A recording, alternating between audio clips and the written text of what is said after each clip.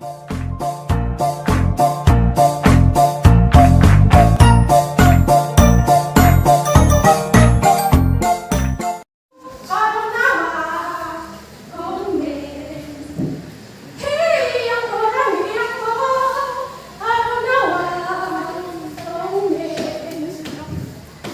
siang dan shalom buat kita semua.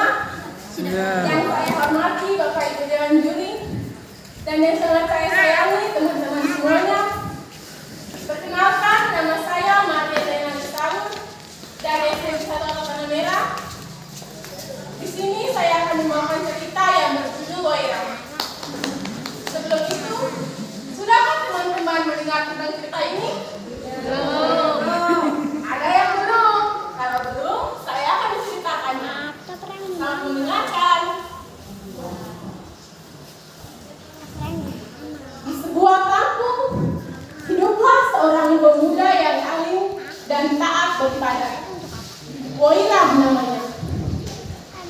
Dia juga seorang pemuda yang pun bekerja keras dan tak suka mengganggu orang.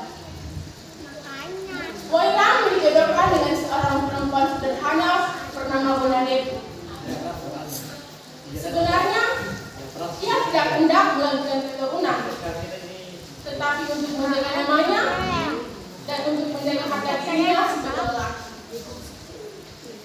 Dia pun berumah tangga. Walaupun tidak serumah dengan istrinya, mereka tetap merasa bahagia.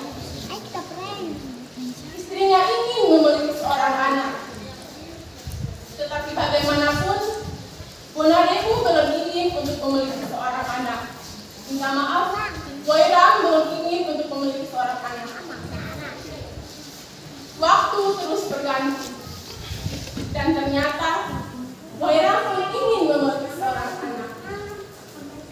Dia kemudian berdoa dengan sungguh-sungguh kepada Sang Penguasa untuk memberikannya seorang anak.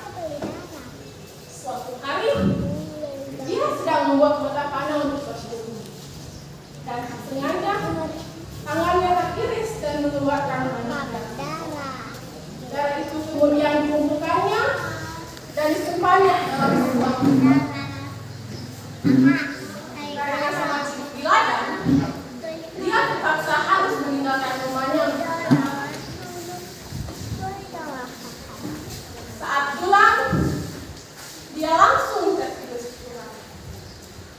Tiba-tiba, dia dibangunkan karena tangisan seorang bayi yang sangat keras.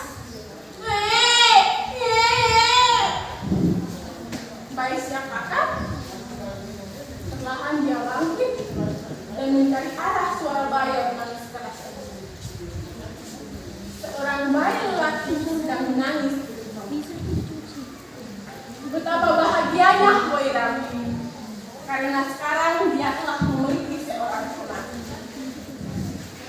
Dia sangat bahagia.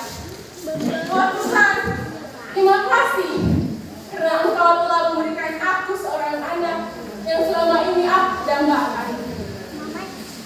Dia kemudian memberi nama Wairang.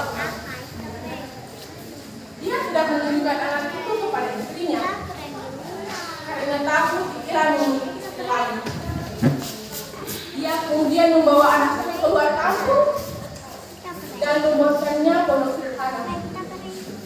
Dan di sana dia memilih Wairang sebagai layaknya lelaki Papua yang suka berburu. Wairang tumbuh menjadi anak yang tampan, alim, dan pintar berburu.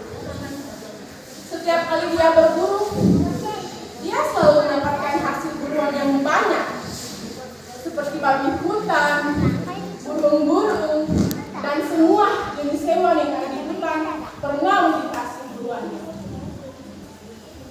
Suatu ketika, dia sedang berburu seperti biasanya.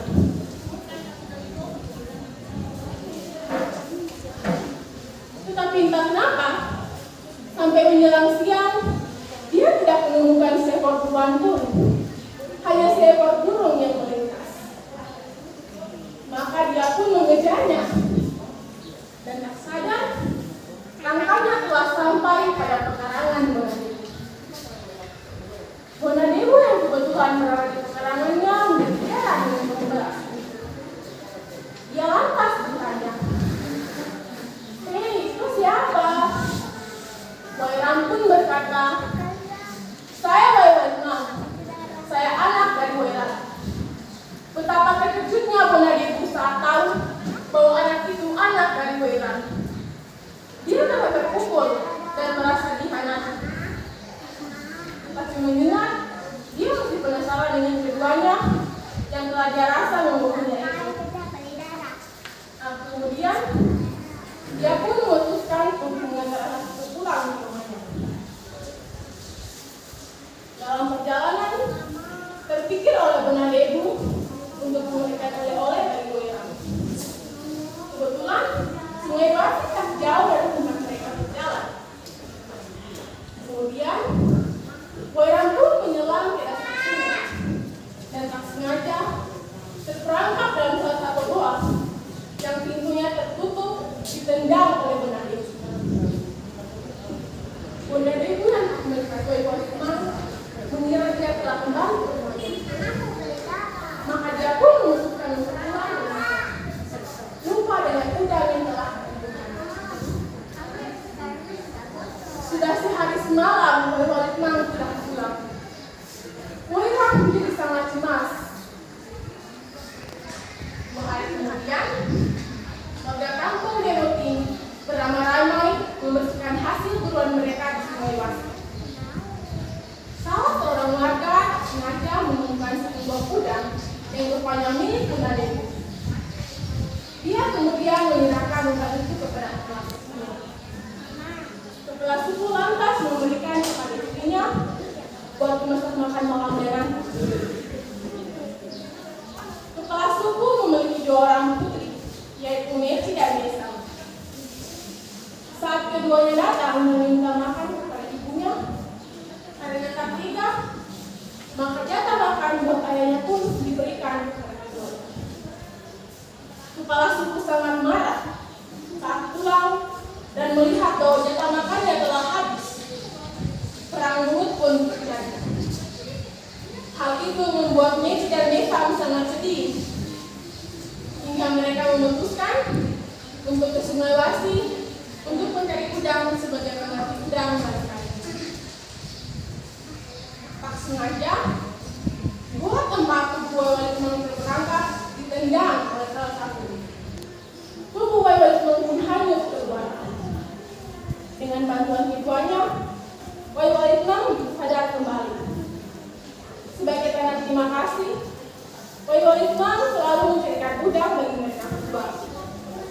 Maka setiap hari di rumah kepala suku Demoting selalu ada udang dari Wairam.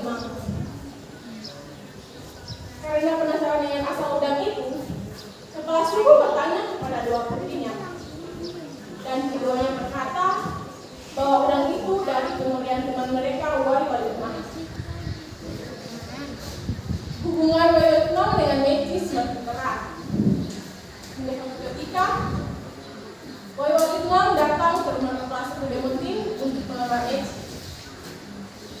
Pesta pernikahan dan undangan disebarkan, termasuk kepada Wairam. Wairam sangat terkejut saat tahu bahwa yang menjadi mempelai pria adalah anaknya yang selama ini dia nyakitkan. Dia merasa dibohongi dan merasa selama ini anaknya telah disembunyikan dari dirinya. Maka kemudian dia berdoa kepada Tuhan dan meminta menghukum saja orang-orang